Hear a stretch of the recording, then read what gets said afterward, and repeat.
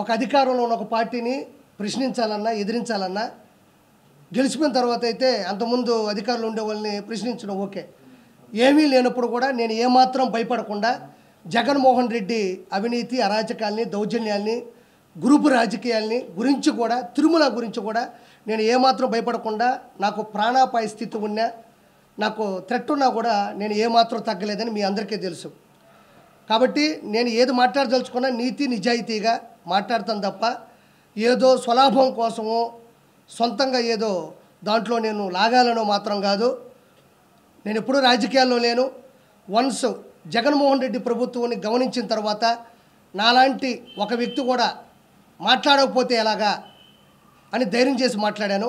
So ఈరోజు TDP కూటమి 164 సీట్లు వచ్చినందుకు ఈరోజు ఆంధ్రప్రదేశ్ మొత్తం గర్వంగా చెప్పుకుంటుంది, గర్వంగా అనుకుంటుంది, కూడా గర్వపడుతుంది. సో ఈరోజు ముఖ్యంగా నేను చెప్పే ఫస్ట్ పాయింట్ ఏంటంటే ఈరోజు అర్హత ఉన్న అర్హులైన ప్రతి ఒక్కరికి 7,000 రూపాయలు పెన్షన్ డబ్బులు వాళ్ళ చేతికి ఇవ్వడం జరిగింది.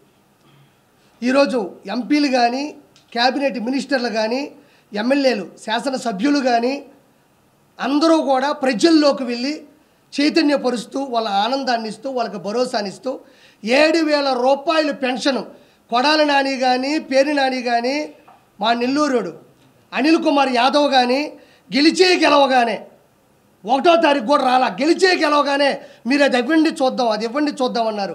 ఈరోజు చెప్పిన మాట ప్రకారం 7,000 రూపాయలు పింఛన్ని వాళ్ళ ఇంటికి పంపించడం జరిగింది. 4,000 ప్లస్ 3,000 7,000 కూడా ఈరోజు ఇవ్వడం జరిగింది. మీరు కావాలంటే చెక్ చేసుకోవచ్చు. ప్రతి చోట కూడా ఈరోజు టీడీపీ కూటమి చెప్పిన మాటను నిలబెట్టుకుంది. కాబట్టి నాకు ఇంకా చాలా సంతోషంగా ఉంది ఆ పార్టీ తరపున నిలబడినందుకు. కాబట్టి ఇంకోటి ఏంటంటే రానున్నటువంటి రోజుల్లో కూడా ఏదైతే మేనిఫెస్టో ఉందో వాటిల్లో కూడా 100%కి 100% కూడా నెరవేర్చబోతున్నారు. పేద ప్రజలు, బడుగు బలహీన మైనారిటీ ప్రజలు కూడా వాళ్ళు సమాజంలో తలెత్తుకొని తిరిగేటట్లుగా కూడా టీడీపీ ప్రభుత్వం చేకూరుస్తుంది. ముఖ్యంగా నేను చెప్పేది ఏంటంటే నేను ఫస్ట్ నుంచి చెప్పేది, నేను చెప్పిన తర్వాత కూడా చాలామంది మాట్లాడినారు. తిరుమల తిరుపతి దేవస్థానం టీటీడీలో పైన తిరుమల కొండ మీద అవినీతి జరుగుతుంది, అక్కడ దౌర్జన్యం జరుగుతుంది అని నేను ఫస్ట్ నుంచి చెప్తానే ఉండా. అందులో ఒక మచ్చు తునక మనం తీసుకున్నట్లయితే ఇలా చూడండి, ఇది నగిరి శాసనసభ్యురాలు పర్యాటక శాఖ మంత్రిగా కూడా చేసినటువంటి ఆర్కే రోజా.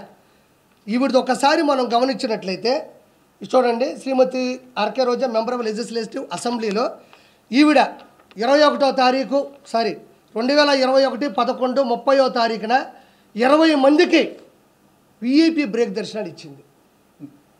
20 మందికి విఐపి బ్రేక్ దర్శనాలు ఇచ్చింది. కావాలంటే ఒకసారి నేను ప్రింట్ తీసుకున్నా, అంటే అధికారికంగా రిలీజ్ చేసిన దాన్ని కొండ మీద నుంచి వచ్చిన ఒక పేపర్ని నేను ప్రింట్ తీసుకున్నా. మీరు మామూలుగా గూగుల్లోకి వెళ్ళి సెర్చ్ చేసినా కూడా ఇది దొరుకుతుంది. 20 మందికి M Srinivas Chakravarthi, K Ashok Goud, N Rammohan, R Lakshman Perumal, ఈయన చెన్నై అనుకుంటా. మార్నింగ్ విఐపి బ్రేక్ దర్శనం on 1/12/2021 following by below names and family members. కింద ఆవిడ సంతకం పెట్టినటువంటి ఈ పేపరు. ఇంకొకటి ఏంటంటేనండి, పెద్దిరెడ్డి రామచంద్రారెడ్డి, ఈయన ఏకంగా తిరుమల తిరుపతి దేవస్థానంలో విఐపి బ్రేక్ దర్శనాల్ని 58 మందిని పంపించాడు ఒకటే రోజు. 58 మందిని ఒకే రోజు విఐపి బ్రేక్ దర్శనాన్ని పంపించినాడు. చూసుకోండి ఒకసారి. కావాలంటే ఈ డేటు కూడా చెప్తా. 2024 2వ నెల 12వ తారీఖు doctor P Ramachandra Reddy MA PhD. చూడండి, ఆయన సంతకం కూడా పెట్టాడు. 58 మందిని కూడా పంపించినాడు. అంటే పాపం ఏ క్యాడర్ అయినా, ఏ కేటగిరీ అయినా, ఏ ఎంపీ అయినా, ఏ క్యాబినెట్ మినిస్టర్ అయినా, ఏ సెంట్రల్ మినిస్టర్ అయినా, ఏ శాసనసభ్యులైనా, ఏ గెజిటెడ్ ఆఫీసర్ అయినా, ఏ సెలబ్రిటీ అయినా, ఏ విఐపీ అయినా, అధికారులు జడ్జిలైనా ఏదైనా కూడా టీటీడీ బోర్డులో ఒక రూల్ ఉంటుంది. ఎంతమందిని పంపించవచ్చు అనేది ఒక శాసనమో, ఒక ఫార్ములానో, ఒక ఫండమెంటల్ థియరీ ఉంటుంది.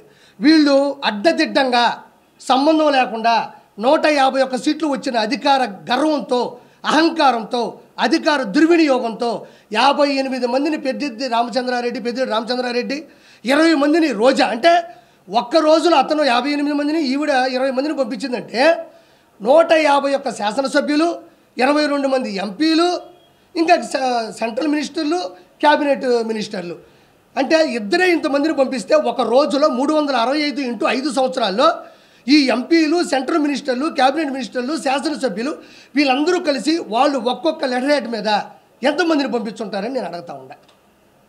ఒక రోజులో 20 వీపీ బ్రేక్ దేశాలు పంపిస్తే ఒక పెద్దిరెడ్డి రామచంద్రారెడ్డి 58 మందిని పంపిస్తే ఒక్క రోజులో అలా 365 ఇంటూ 5 ఉన్న ఈ 100 రోజుల్లో ఒక్కొక్కరు శాసనసభ్యులు వీళ్ళందరూ ఎంతమందిని పంపించారో ఒకసారి ఆలోచించండి.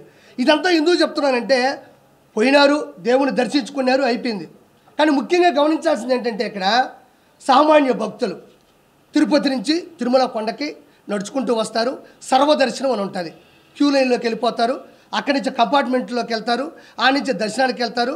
ఆ తర్వాత బయటకు వచ్చి లడ్డు తీసుకుంటారు. అది అందరూ తెలిసిందే.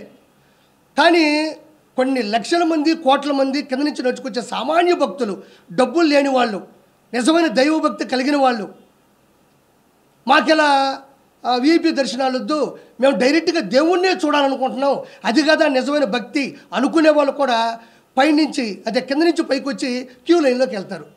ఈ క్యూ లైన్లోకి వస్తారు, కంపార్ట్మెంట్లోకి వెళ్తారు, దర్శనానికి వెళ్తారు. ఇక్కడ ప్రాబ్లం ఏంటంటే వీఐపీ బ్రేక్ దర్శనం ఇవ్వడం వల్ల ఎక్కడికక్కడ క్యూ లైన్ ఆగిపోద్ది. ఎక్కడికక్కడ క్యూ లైన్ ఆగిపోతుంది. వీళ్ళు పోతారు, వీళ్ళ హారతలు, వీళ్ళ పట్టింపులు, ఇంకా దగ్గరకు తీసుకెళ్ళడం, దేవుడితో మాట్లాడతామని చెప్పడం. దేవుడే మాట్లాడడం అది వేరే విషయం. నీతి నిజాయితీ భక్తి శ్రద్ధ ఉంటే దేవుడు మనకు ఆశీస్సులు ఇస్తాడు. అధికారం అహంకారం రౌడీయిజం మంది మార్బలం అక్రమ ఆస్తులు ఉంటే జగనన్న ప్రసన్నమవుతాడు, జగనన్న కనబడతాడు, జగనన్న దర్శనం ఇస్తాడు. వెంకటేశ్వర స్వామి కాదు. భక్తి శ్రద్ధతో వెళ్తే వెంకటేశ్వర స్వామి మంచిగా ఆశీస్సులు ఇస్తాడు. ఈ విధంగా అధికార దుర్వినియోగం వెళ్తే ఆకారం ఉంటుంది తప్ప ఆశీస్సులు ఉండవు. ఈ విధంగా కొన్ని వందల మందిని వీపీ బ్రేక్ చేసడానికి వెళ్ళి సామాన్య ప్రజలందరూ కూడా క్యూ లైన్లో ఆగిపోయినారు. వాళ్ళు కదలాలి కదా, ఇక్కడ క్యూ లైన్ కదలాలా, క్యూలోకి వెళ్తే కంపార్ట్మెంట్లకు కదలాలా, కంపార్ట్మెంట్లకు వెళ్తే దర్శనం కదలాలా, దర్శనం కదిలితే లడ్డు తీసుకోవాలా, లడ్డు తీసుకుంటే కిందకి రావాలా.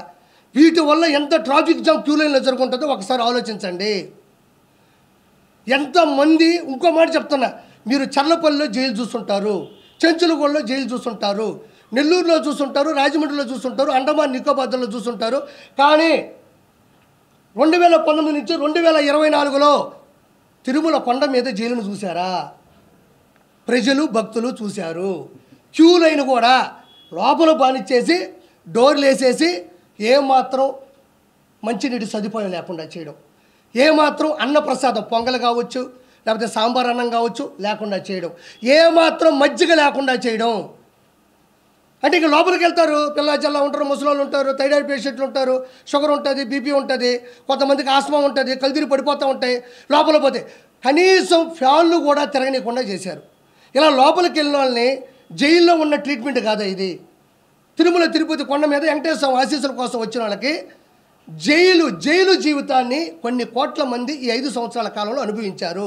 చాలామంది చెప్తున్నారు, యూట్యూబ్లో మీరే చూడండి, నేను చెప్పడం కాదు, ఇది నా స్వార్థం కాదు.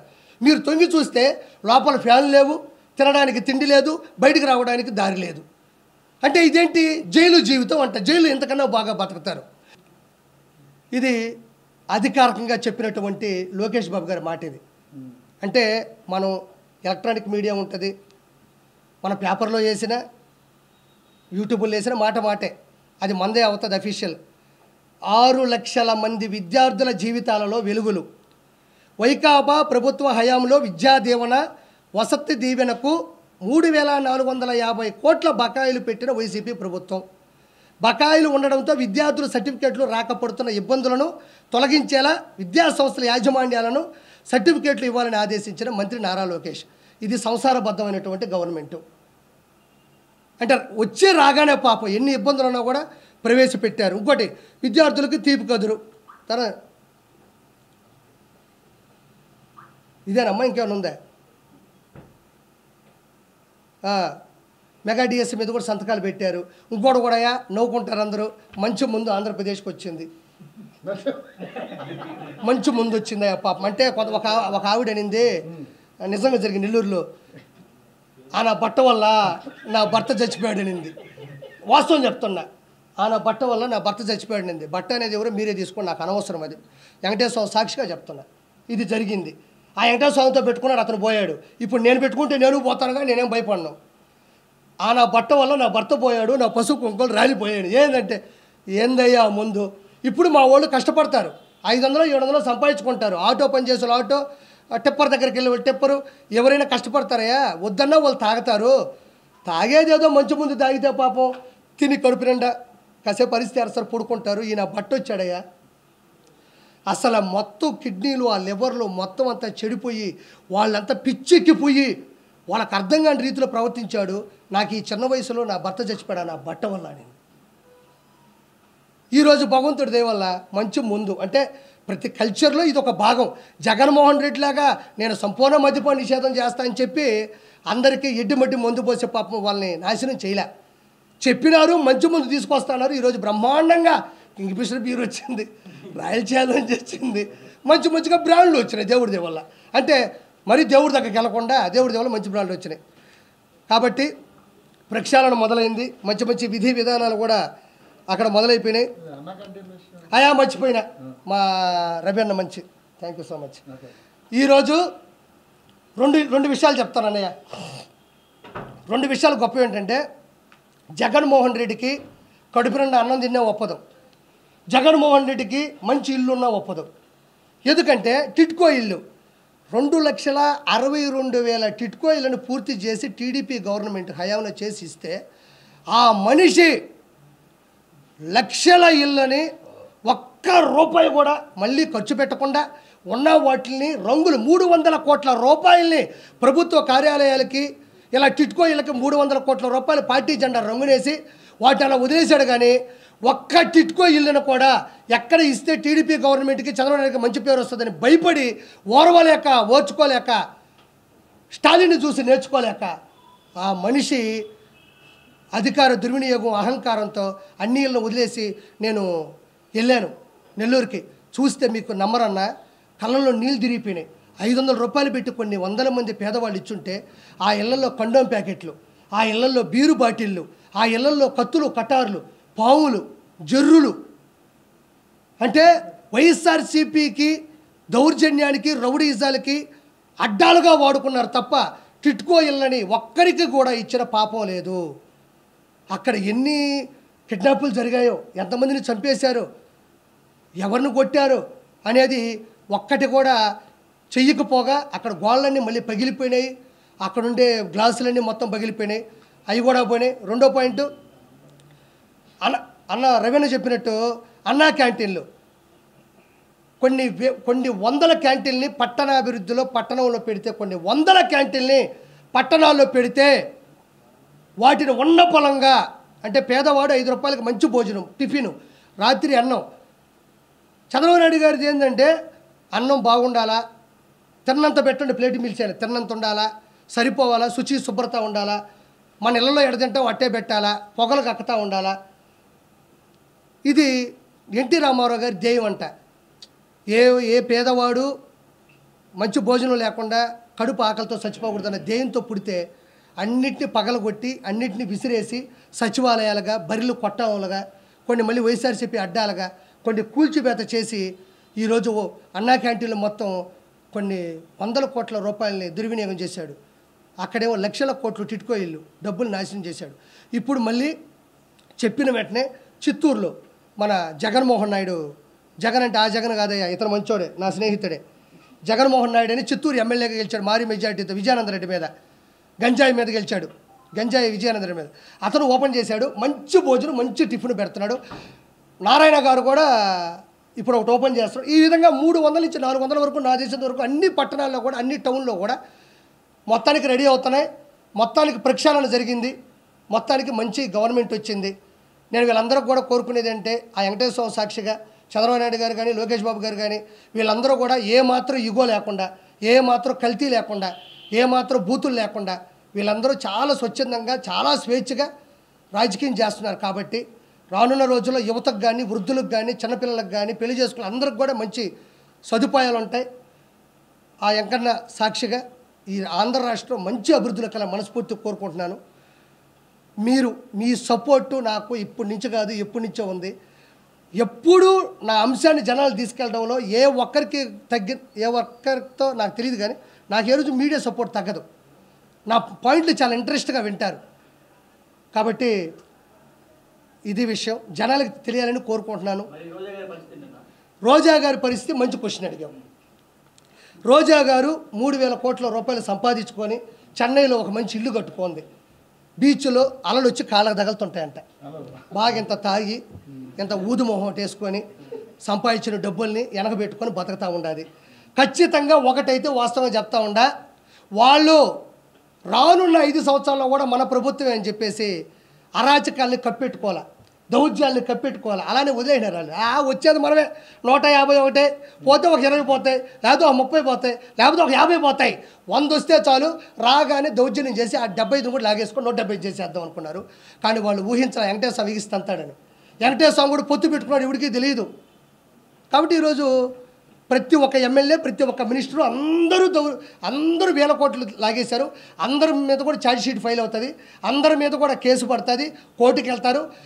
రెడ్ బుక్ అన్నారు. రెడ్ బుక్ అంటే ఏంటంటే ఎవరైతే తప్పు చేశారో వాళ్ళని లా ప్రకారం రూల్ ప్రకారం సాక్ష్యాల ప్రకారం వాళ్ళని పట్టుకుంటారని ఉద్దేశం. ఏదేదో పెద్ద చెయ్యక్కర్లే. మళ్ళీ ప్రజల్లోకి వెళ్తానంటున్నాడు. సో మళ్ళీ మీరు అంతకుముందు చంద్రబాబు నాయుడు అడ్డుకున్నట్టుగా ప్రభుత్వం అడ్డుకునే ప్రయత్నం చేస్తారు. అసలు పోతాడా? యాడి నుంచి యాడిపోతాడు? టిట్కో ఇల్లు ఇవ్వకుండా నువ్వు నేను మంచి చేస్తానని చెప్పగలడా? అన్నా క్యాంటీన్లన్నీ రద్దు చేసి అన్నా క్యాంటీన్లు పక్కన కొట్టి నీకు అన్నం పెట్టాడని చెప్పగలడా? రోడ్లు సరిగ్గా ఇవ్వకుండా నీకు నేను ఆటోలు ఇచ్చాను, 10,000 రూపాయలు డబ్బులు ఇచ్చాను చెప్పగలడా? ఏ పక్క నుంచి నీకు నేను మంచి చేశానని చెప్పగలడు? ఒక మాట, చిన్న మాట ఇది. ప్రతిసారి జగన్మోహన్ రెడ్డి నేను మీకు మంచి చేస్తుంటే ఓటేయండి అన్నాడు. మంచి చేయలేదు కాబట్టి ఓటేయలే, ఓడిపోయాడు. ఇంకా దానికి no more questions, no more answers. నేను మీ కుటుంబాల్లో మంచి చేస్తుంటే ఓటేయండి అన్నాడు, ఓటేయలే, ఎందుకంటే మంచి చేయలే. రెండో పాయింట్, నీ బిడ్డ 99% అన్నీ కంప్లీట్ చేశాడు అన్నాడు. నేను ఈరోజు మాట చెప్తున్నా, 99% అన్నాడు, మిగతాది 1% ఉంది కదా. ఆ 1% ఏమనుకుంటున్నారు? ఏమన్నా సంపూర్ణ మద్యపాన నిషేధం అన్నావు, మరి చేయలేదంటే అదే 1% అంటాడు, అదే 1% అంటాడు. టిట్కో ఇల్లు ఇస్తా అన్నావు అంటే అదే 1% అంటాడు. తర్వాత వచ్చేసి పోలవరం ప్రాజెక్టు ఫ్రీజ్ చేస్తా అన్నావు కదా, అదేంటంటే నేను చెప్పాను కదా 1% చేయలేదని, అదే 1% అంటాడు. ఏదైతే మేనిఫెస్టో పెట్టి ఏదైతే మెయిన్గా చేయలేదో అవన్నీ ఆ 1% వదిలేడు చూసారా, ఆ 1%లో దోసేస్తాడు. అంటే ఒరిజినల్ చెప్పాల్సింది ఏంటంటే చేసింది 1%, చెయ్యనివి 99%. బిడ్డ బటన్ నొక్కితే నేరుగా అన్నాడు. ఈ జనసేన కార్యకర్తలు, బీజేపీ మద్దతుదారులు, టీడీపీ ఓటర్లందరూ కూడా బటన్ నొక్కితే నేరుగా పోయి సైకిల్ మీద పడి బెల్ల కొట్టుకొచ్చింది. కొన్ని పోయి గ్లాసులో పెట్టి టీ తాగినారు, ఇంకొక కమలం పెట్టుకొని మంచిగా సువాసన పీల్చుకున్నారు. ఈరోజు కొడాలి నాని అనేవాడు అన్నా మొత్తం చూడు, మొత్తం ఉన్నాయి, అర్థమైంది. ఇదిగో నీ ఆవేదన నాకు తెలుసు. ఈరోజు టీడీపీ జనసేన గెలిచిందంటే అదే. వాళ్ళు అంతా అయిపోయినా ఇంత జరిగినాక కూడా బయటకు వచ్చి మాట్లాడతాం, ప్యాలెస్ లో జరిగింది ఏమి లేదు, అది దాని ఒక అద్భుత కట్టడం అని చెప్పి చెప్తా ఉన్నారు. కానీ నిజంగా ఇంకా వాళ్ళకి బుద్ధి వచ్చింది అనుకుంటున్నారా అనుకుంటున్నారా? మీ ఒపీనియన్ ఎవరికి? ఇప్పుడు ఉన్నటువంటి వైసీపీ నాయకులు కావచ్చు, రోజా గారికి, ఎందుకంటే వాళ్ళే ఫస్ట్ మాట్లాడేది. వైసీపీ నాయకులకి బుద్ధి లేదు. బుద్ధి ఉంటే బుద్ధి వస్తుంది వాళ్ళకి. కొడాలి నానికి కానీ, పేరు నానికి కానీ, వల్లభనేని వంశీకి కానీ, ఇక్కడ చూస్తే మా నెల్లూరు గాడిద అనిల్ కుమార్ యాదవ్ కానీ, బొత్స సత్యనారాయణ కానీ, అది చేసినాడు ఆయనకి కానీ, ఎవరికి కూడా ఏ రోజుడికి బుద్ధి రాదు, బుద్ధి లేదు, వాళ్ళు బుద్ధి నేర్చుకోరు. బుద్ధి ఉన్నవాడెవడు వైఎస్ జగన్మోహన్ రెడ్డి ప్రభుత్వంలో ఉండడం. బుద్ధి లేని వాళ్ళే వైఎస్ జగన్మోహన్ రెడ్డి ప్రభుత్వంలోనే ఉంటారు. వాళ్ళు ఎప్పటికీ తెలుసుకోరు. ఒకటి గుర్తుపెట్టుకోండి, మనం రోబో ఫస్ట్ పార్ట్ చూసాం, రోబో 2.0 చూసాం. చిన్న రోబోలు వస్తాయి అంటే కదా అని, అదేనా 2.0. ఆ చిన్న రోబోలే ఈ పేరు నాని, కొడాల నాని, వల్లభనేని వంశీ, మిథున్ రెడ్డి, వైవి సుబ్బారెడ్డి, బొమ్మన కరుణాకర్ రెడ్డి, అనిల్ కుమార్ యాదవ్, ఇక్కడ చూస్తే విడుదల రజని, వీళ్ళందరూ ద్వారపూడి చంద్రశేఖర్, రోజా, వీళ్ళందరూ ఎవరంటే రోబో. పెద్ద రజనీకాంత్కి చిన్నవి ఉంటాయి చూడు, వీళ్ళందరూ. అతని బుద్ధి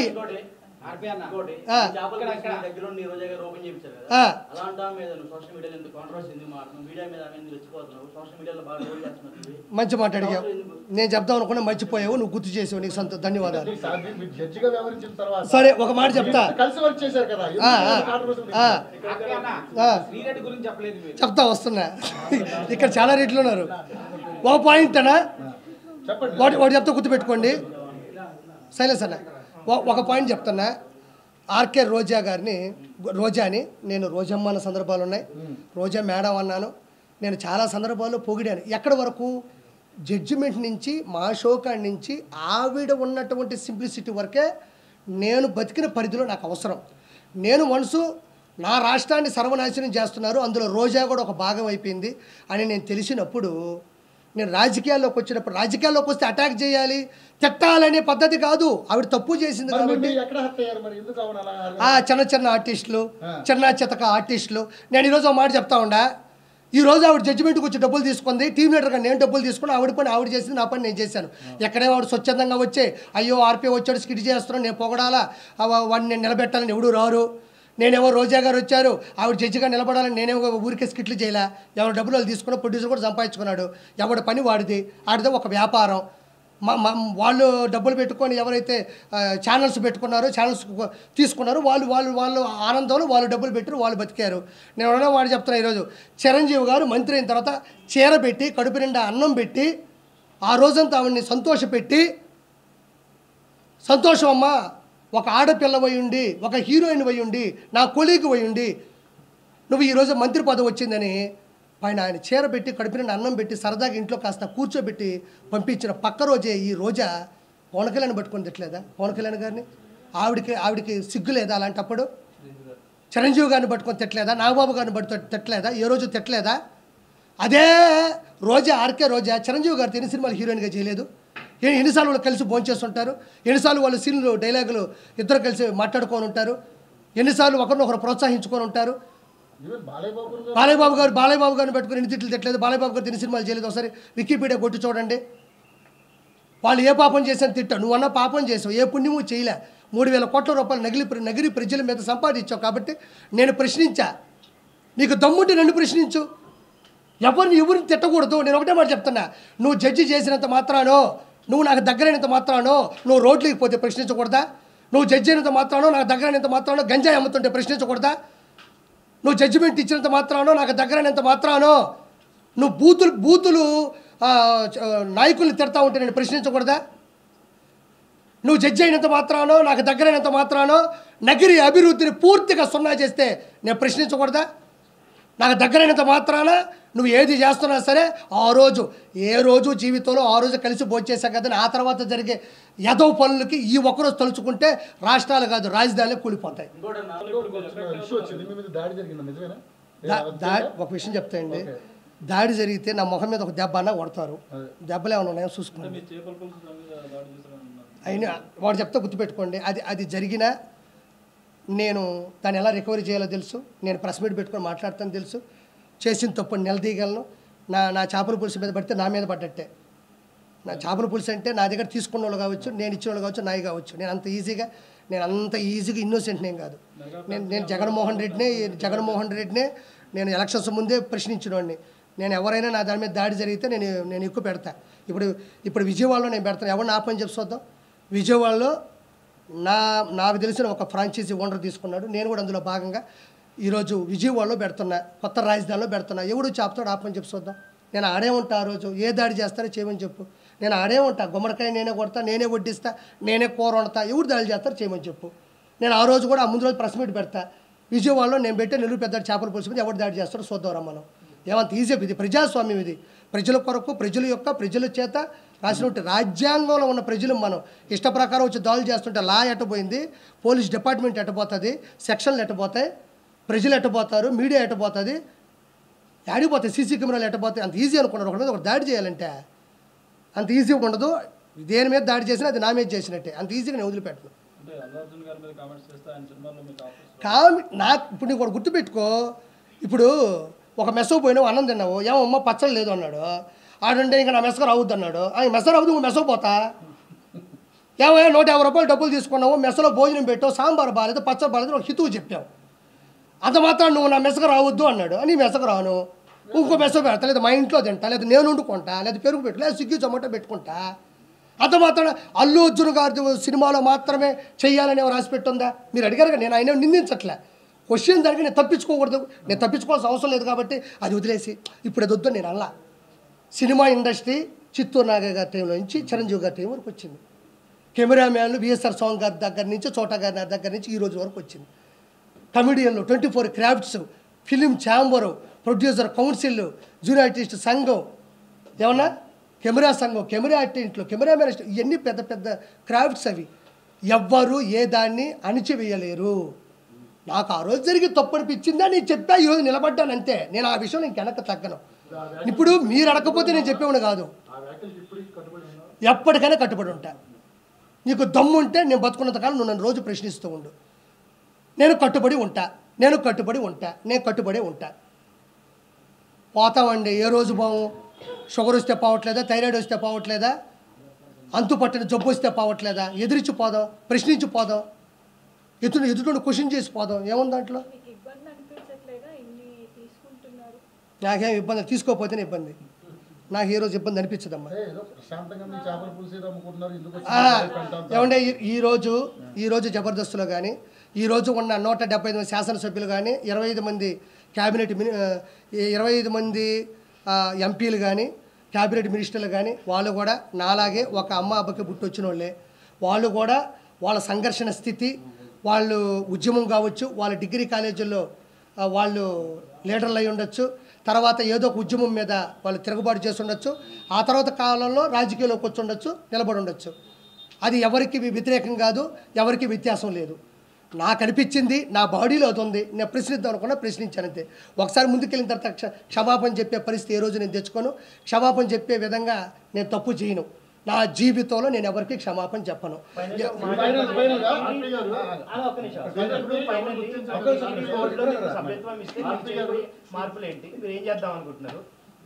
టీడీపీలోనే టీటీడీలో సార్, టీటీడీ పోస్టులకి నేను అర్హుని ఉన్నోడినే.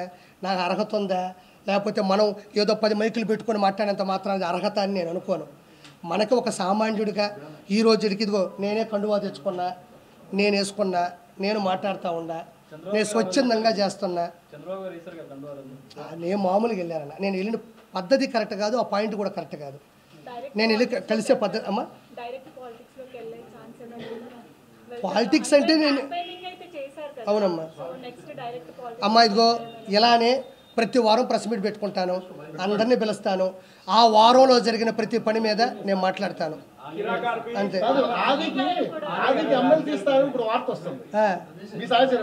ఏమో నాకేం చెప్పలేదు, నిన్న కూడా కలిసా.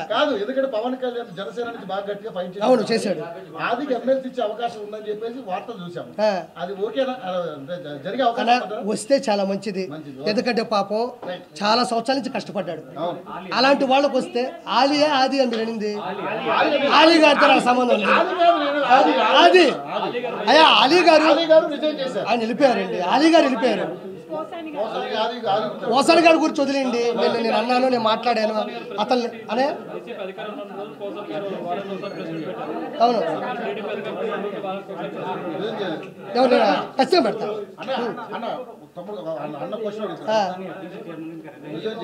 ఎవరు చేస్తాడు? ఇప్పుడు ఎఫ్డీసీ చైర్మన్గా పోసాన గారు రిజైన్ చేయలేదన్నారు, చేయకుండా ఇంట్లో ఇట్టుకుంటాడండి దాన్ని. ఆ రోజు నేను మాట్లాడినప్పటి నుంచి ఈ రోజు వరకు బయటికి రాలా. బయటకు వచ్చి కనీసం ఓడిపోయిన తర్వాత అయినా ప్రజలు మమ్మల్ని ఎందుకు ఓడించారో మేము తెలుసుకుంటాం, మేము నేర్చుకుంటాం అని కూడా లేదు.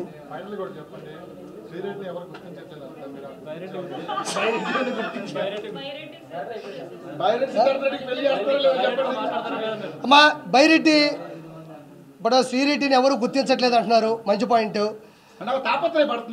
అర్థమైంది, ఆవిడ తపన, ఆవిడ తాపత్రం నాకు తెలిసింది.